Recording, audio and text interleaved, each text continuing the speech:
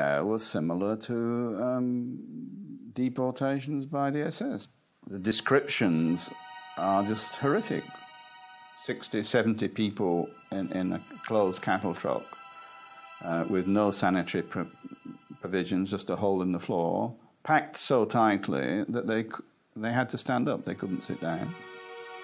And when the train stopped, they would unload hundreds of corpses of people who died on the way. Un tā vilkām trīs, vēl divas krievietes ar ragutiem vilkām skatiem. Šausmīgs sniegs bija par upi vilkām.